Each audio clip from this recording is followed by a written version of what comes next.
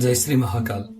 हम सब जानते हैं कि हनुमान जी, अंगद जी तथा जामवंत जी ने दक्षिण दिशा की ओर जाकर श्री सीता जी की खोज करी थी, लेकिन वो दल छोटा था। बाकी करोड़ों वानर उनके साथ क्यों नहीं थे? क्योंकि वो दूसरी दिशाओं में श्री सीता जी की खोज कर रहे थे। आज हम आपको दक्षिण दिशा के अतिरिक्त दूसरी दिशाओं में गए दलों के बारे में बताएंगे, जो शायद आपने पहले कभी नहीं सुने होंगे। हमारे चैनल को अभी सब्सक्राइब करें ताकि आपको धर्म से संबंधित जानकारियां मिलती रहें। कृत्तिवास रामायण किष्किंधा कांड पेज नंबर 231। सीता जी की खोज में वानर सेना का पूर्व दिशा में प्रस्थान। श्री राम ने कहा कि हे मित्र, अब सेना को सीता की खोज में अनेकों देशों में भेज दो।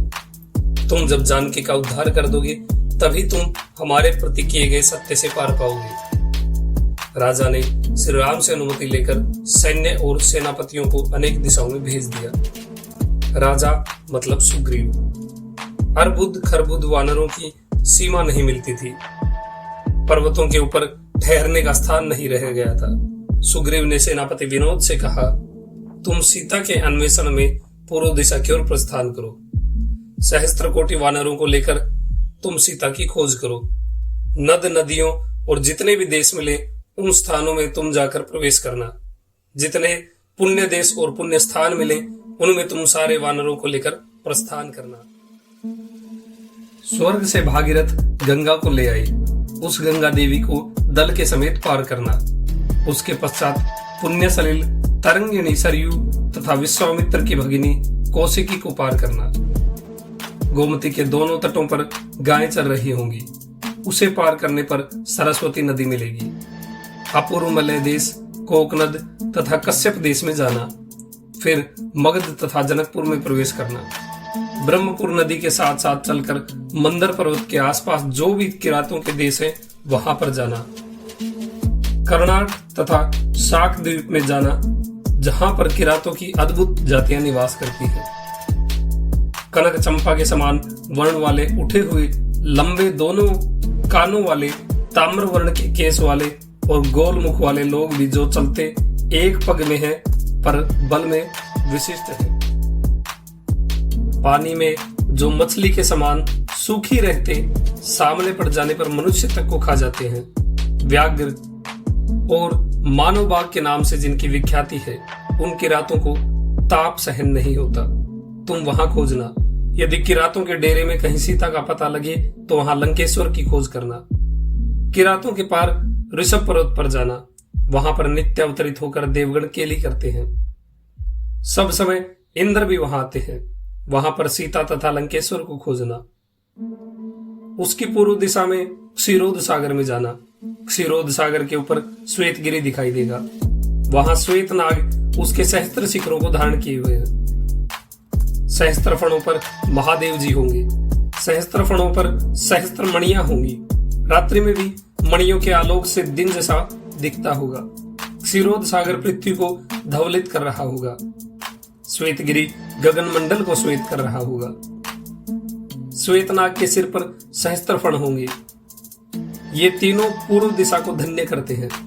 सब कोई उनकी वंदना करना। वो अनंत महाराज है।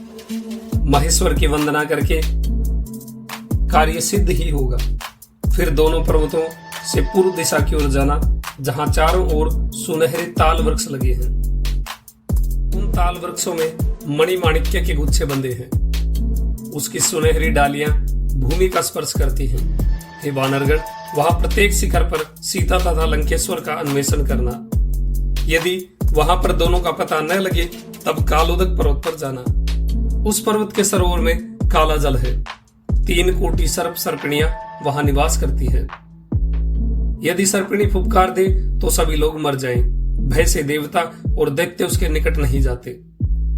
वहां नद नदी गिरी गुफा में विस्तृत खोज करना। दुष्ट लंकेश्वर वहां मिल सकता है। यदि वहां पता न चले तब तुम जाकर लोहित गिरी में प्रवेश करना। उस पर्वत में एक बड़ी विचित्र बात है। उस सरिता का 3 योजन का विषम पथावरोध है। उसकी पूर्व दिशा में लोहित सागर है। दुरंत राक्षस वहां जल के भीतर निवास करते हैं। उसमें रक्त वर्ण का अगाध जल है। उसके तट पर चारों युग में रहने वाला एक वृक्ष है। उस स्वर्ण के सिमूल वृक्ष के चारों ओर कांटे लगे हैं। उसके फल फूल भी सोने जैसे हैं। जल से ही राक्षस उसके ऊपर चढ़ जाते हैं। भय से देवगण उसके निकट नहीं जाते। यदि वहां भी जानकी का पता न चले तब पूर्व सागर के तट पर जाना। उस सागर की दीर्घ चौड़ाई 12 योजन की है। सभी कपिगण उसे सावधानी से पार करना।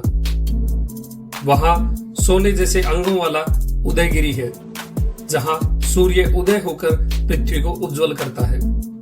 3,02,000 योजन का मार्ग है, जहां सूर्य किरण निमिष मात्र में पहुंच जाती है।